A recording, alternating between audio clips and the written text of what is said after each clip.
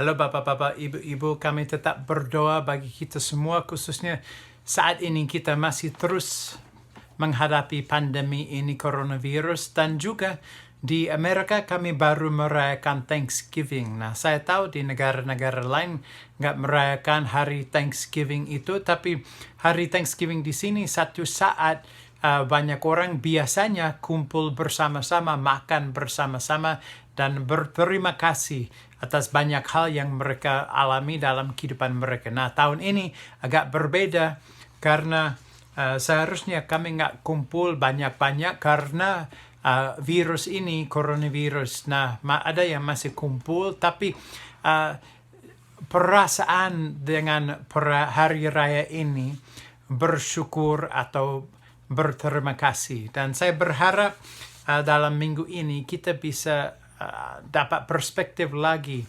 kapan dan mengapa kita seharusnya bersyukur dan berterima kasih. Karena kalau kita menghadapi banyak hal yang sulit, hampir mustahil bersyukur, hampir mustahil berterima kasih. Karena mengapa saya mengalami hal yang sulit? Apalagi kalau Allah itu baik dan kehidupan saya nggak baik, bagaimana bisa? Bagaimana saya berterima kasih kalau saya disakiti, kalau saya merasa dihina dan sebagainya? Nggak mungkin. Nah, seringkali kalau kita mengalami hal yang sulit, memang karakter kita, sifat sikap kita dibentuk melalui pengalaman itu.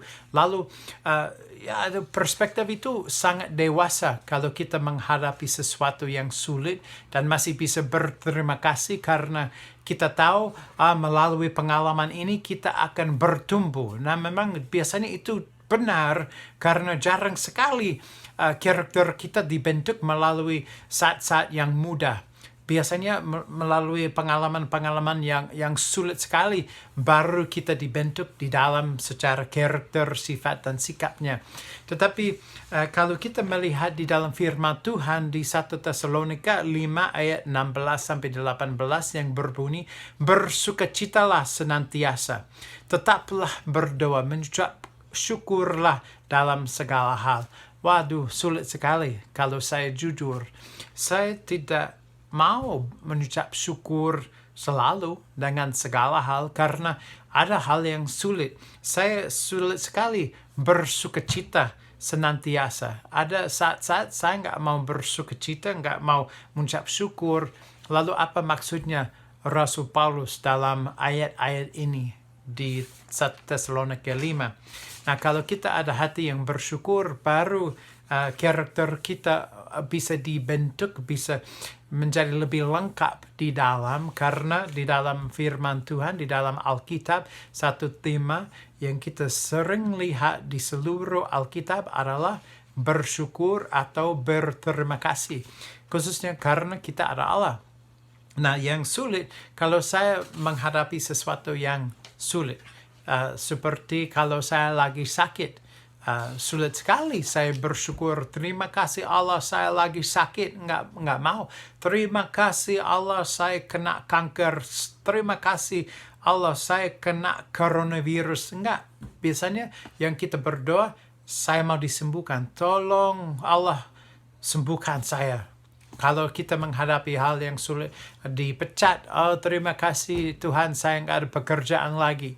Enggak, kita mau kerja supaya ada kegiatan, supaya dapat gaji dan sebagainya. Oh, lagi sulit uang, oh terima kasih Allah lagi sulit uang supaya saya nggak makan kecuali Indomie sepanjang hari, sepanjang minggu, sepanjang bulan.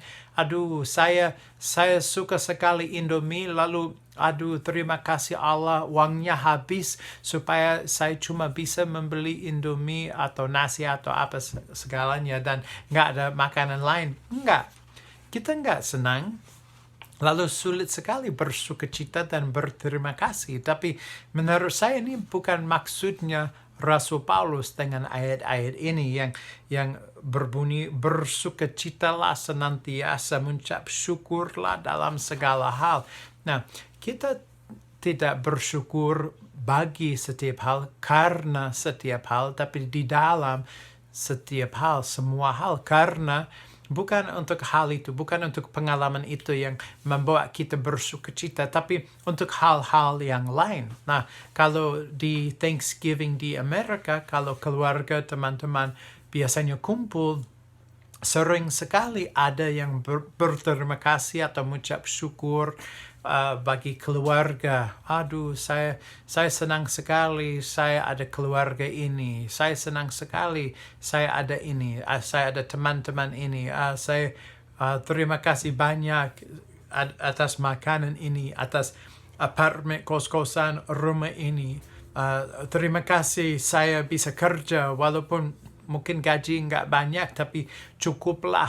Lalu kita selalu ada sesuatu yang kita bisa mengucapkan terima kasih dan bersyukur karena ada yang baik di dalam kehidupan kita. Nah, mungkin kita nggak bersyukur karena sakit, karena dipecat, karena hubungan susah, karena uangnya susah. Enggak, tapi walaupun mengalami pandemi, uang susah, hubungan dengan teman atau keluarga susah, walaupun menghadapi tantangan yang besar sekali dan sulit, walaupun hati kita disakiti terus ada di dalam kehidupan kita. Kalau saya bisa ambil nafas, saya bisa berterima kasih bagi hal-hal itu.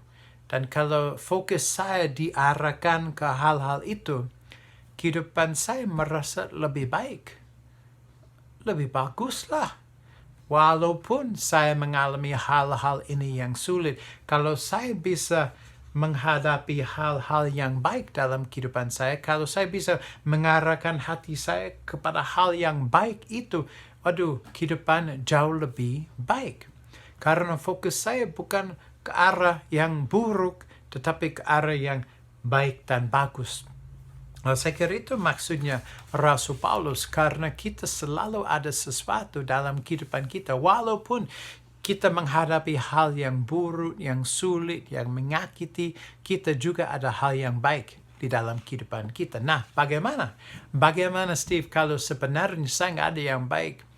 Saya nggak punya keluarga, saya nggak punya teman, saya nggak punya tempat tinggal, saya nggak punya uang, saya nggak punya makanan, saya nggak punya apa-apa. Lalu bagaimana saya bisa mengucap syukur? Bagaimana saya bisa berterima kasih? Bagi apa? Nggak ada apa-apa. Tapi menurut firman Allah, kalau kita ada Allah, kita selalu bisa berterima kasih. Di Mazmur 118 ayat pertama berbunyi, bersyukurlah kepada Tuhan sebab Ia baik. Bahwasanya untuk selama-lamanya kasih setianya. Kita selalu ada Allah. Dia selalu baik. Dan kita selalu bisa mengalami kasih Dia. Lalu kalau semuanya habis, nggak ada yang bisa membuat mulut kita mengucapkan terima kasih dan bersyukur. Kalau nggak ada sama sekali, kalau ada Tuhan, kita ada alasan untuk berterima kasih kepada Dia. Karena Dia baik. Dan kasih setia Dia tidak akan habis. Lalu dalam minggu ini, di Amerika yang kami merayakan Thanksgiving ini, untuk mengucapkan terima kasih, saya juga mau ambil waktu sedikit ini supaya kita juga ingat, khususnya dalam pandemi ini, kita ada Allah. Dan oleh karena itu, kita bisa bersyukur kepada Dia. Kita bisa berterima kasih kepada Dia. Dan juga kita masih ada banyak hal lain yang memang baik. Mudah-mudahan ada keluarga yang baik. Mudah-mudahan ada teman yang baik. Mudah-mudahan ada tempat tinggal. Mudah-mudahan ada pekerjaan. Mudah-mudahan uangnya cukup.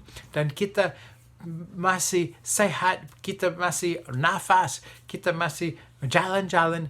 Lalu kita ada banyak alasan untuk berterima kasih sebenarnya. Tapi kalau nggak ada sama sekali, jangan lupa. Kita ada Allah.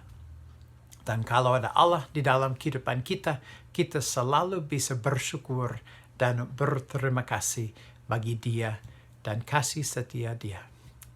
Amin. Tuhan memberkati.